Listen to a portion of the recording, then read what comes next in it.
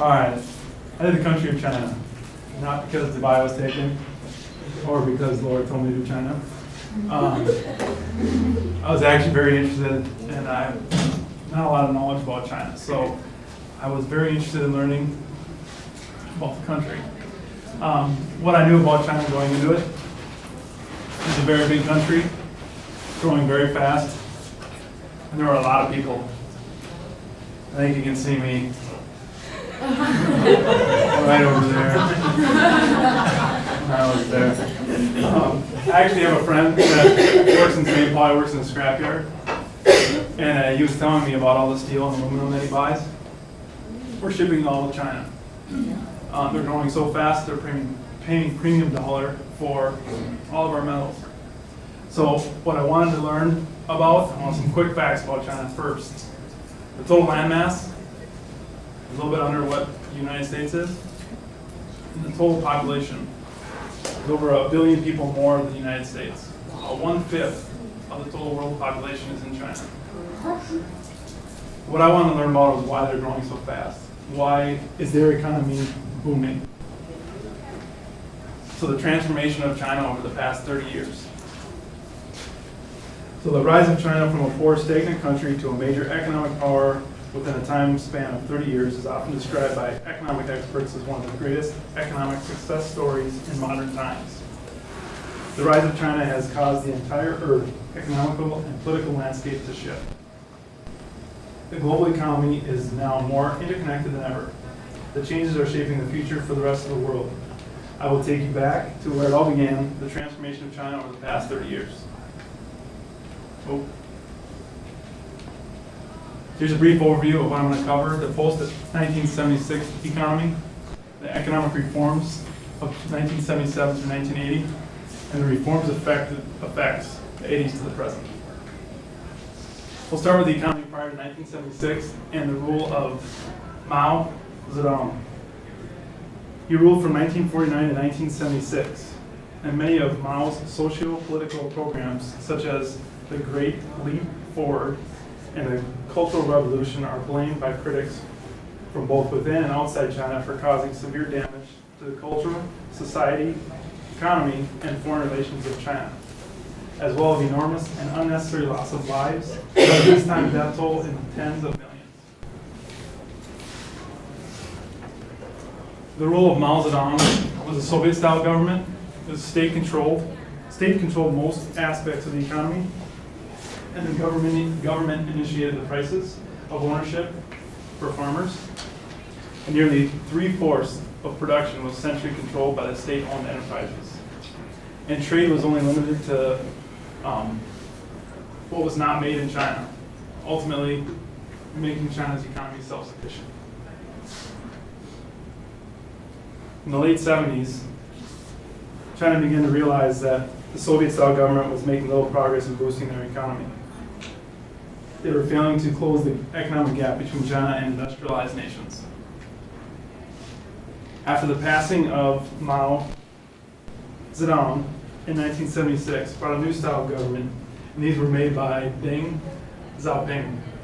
I hope I'm saying that right.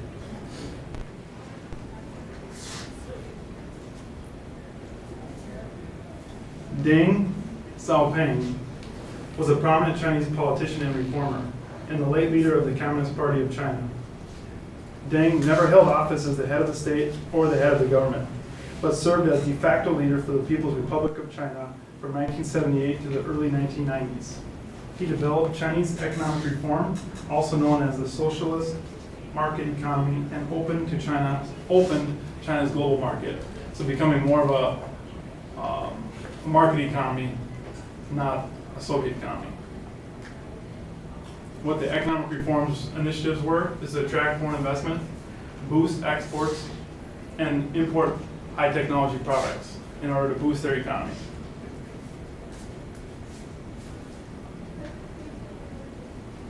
Reforms sought out to phase out collectivized agriculture, gradual liberalization of prices, increase of state enterprises, fiscal expansion, development of stock markets, and the opening of foreign trade. The results of these economic reforms. As you can see, from 1978, the introduction of the reforms, the gross domestic product, and this is to 1998. The result of the reforms, some staggering statistics. From 1976 to 2006, the average GDP growth was 9.7%. And you compare that to the United States, it's 3.3% during the same time span.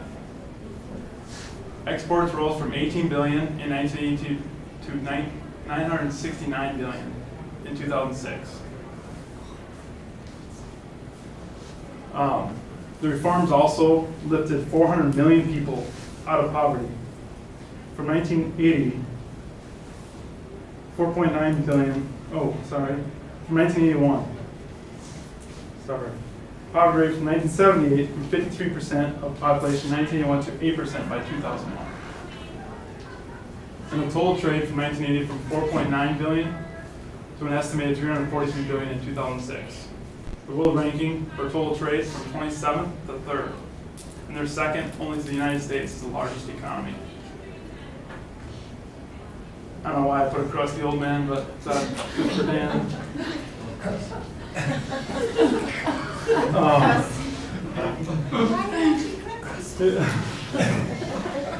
So, in conclusion, it may be shocking to some people the overwhelming transformation a country can go through in a matter of 30 years. However, it is not surprising to most economists, given the Chinese population is 4.4 times larger than that of the United States. And vast improvements in technology is increasing productivity, allowing China's strong continued growth. The future remains strong. For the long term, the growth rate is projected to slow at a rate comparable to the US or Japan. But with the per capita income equal to only 1/7 of that of the United States, China has plenty of room for continued growth. That's it.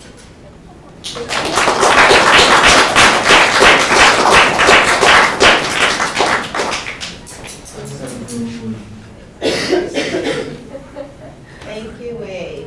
I still say we're selling out and we should boycott the Olympics. China has a terrible human rights record. They do. We should not be. Well, we kind of created our own evil.